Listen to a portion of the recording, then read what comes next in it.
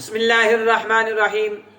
الصلاۃ والسلام علیک یا سیدی یا رسول اللہ، الصلاۃ والسلام علیک یا سیدی یا حبیب اللہ، وعلی آلک واصحابک یا خاتم النبیین۔ حضرت آدم علیہ السلام کا بنایا کعبہ طوفان نوح تک باقی رہا۔ آپ کی اولاد اس کی زیارت اور طواف کرتے رہے۔ جب طوفان نوح آیا تو حکم الہی سے اس کو آسمان پر اٹھایا گیا۔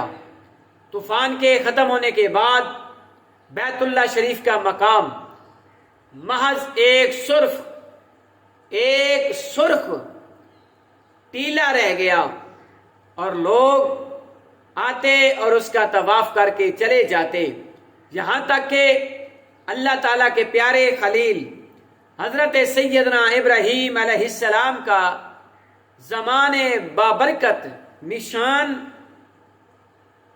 تشریف لایا تو حضرت خلیل علیہ السلام کو حکم پہنچا کہ بیت اللہ شریف کی تعمیر میں مصروف ہوں اور سابقہ بنیادوں پر اسے تیار کریں۔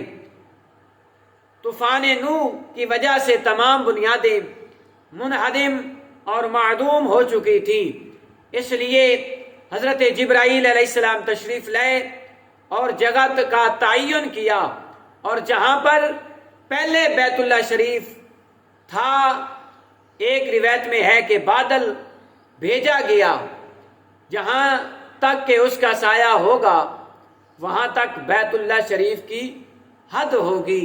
تو اللہ تبارک و تعالی ہمیں بیت اللہ شریف کی زیارت، طواف اور حج نصیب فرمائے، اور نبی کریم علیہ الصلوۃ والسلام کے روضہ اقدس کی بار بار حاضری نصیب فرمائے، بار بار با ادب حاضری نصیب فرمائے۔